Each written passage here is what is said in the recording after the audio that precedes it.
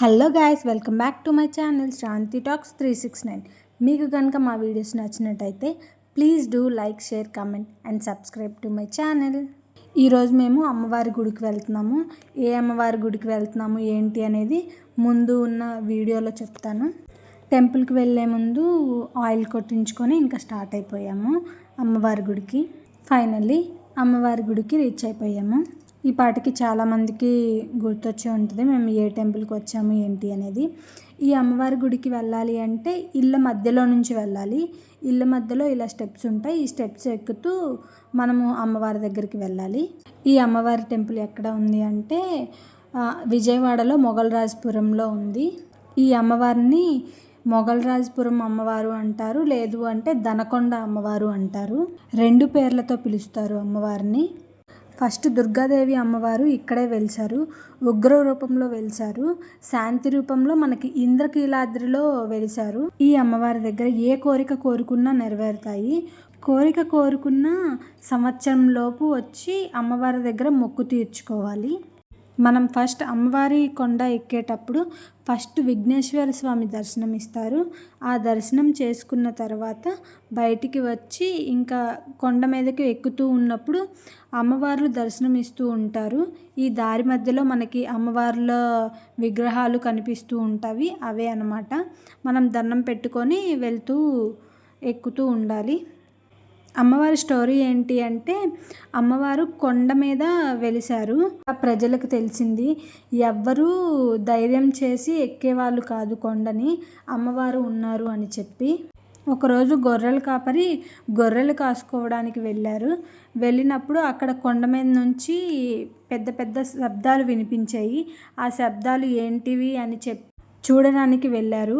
అమ్మవారు ఏమన్నా కనిపిస్తారు ఏమో అని చెప్పి అక్కడికి కొండ మీదకి వెళ్ళగానే అక్కడ పెద్ద బొట్టు పెట్టుకొని ముత్తైదులాగా ఒక ఆమె కనిపించింది.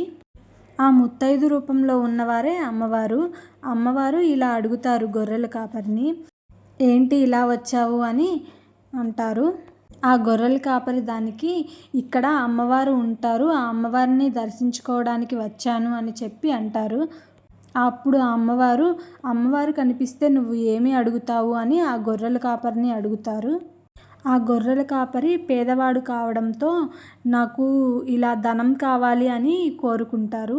అప్పుడు ఆ అమ్మవారు కావాల్సినంత ధనం ఇచ్చి ఆ గొర్రెల కాపరికి ఇలా చెప్పిద్ది, నన్ను ఇక్కడ ఇలా చూశావు అని చెప్పి ఎవ్వరికీ చెప్పద్దు అని చెప్పిద్ది. ఈ నగలు తీసుకొని వెనక్కి తిరగకుండా వెళ్ళిపో, వెనక్కి తిరిగితే నువ్వు బండరావి అయిపోతావు అని చెప్పి అంటుంది. ఆ గొర్రెల కాపరి ఆ ధనాన్ని తీసుకొని బయలుదేరుతాడు. కొండ మీద పెద్ద పెద్ద శబ్దాలు రావడంతో గొర్రెల కాపరి వెనక్కి తిరిగి చూస్తారు. ఆ వెనక్కి చూసిన వెంటనే అతను అక్కడే బండరాయిలాగా మారిపోతారు. ఈ గొర్రెల కాపరి ఒకళ్ళకి కలలో కనిపించి, నేను ఇక్కడ ఇలా శిల అయిపోయాను, ఇక్కడ అమ్మవారు ఉన్నారు, వచ్చి రోజు పూజించండి అని కలలో కనపడి చెప్తారు ఆ గొర్రెల కాపరి. శిలైన ప్రదేశము 3వ మలుపు దగ్గర గొర్రెల కాపరి శిల అయిపోతారు. అక్కడికి మనకి కనిపిస్తుంది కదా ఎదురుగా మనకి ఒక బండరాయి లాగా, ఇదే అనమాట. పక్కన కనిపిస్తుంది కదా బండరాయి అయిపోయి ఇక్కడే అనమాట మనకి గొర్రెల కాపరి బండరాయిలాగా మారిపోయింది. మనకి ఇక్కడ అమ్మవారు ఎలా దర్శిస్తారు అంటే పాదాలతో, నేత్రాలతో దర్శిస్తారు.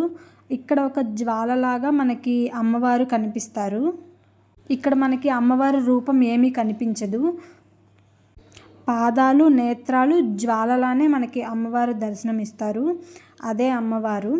ఇక్కడ చాలా పవర్ఫుల్ అమ్మవారు.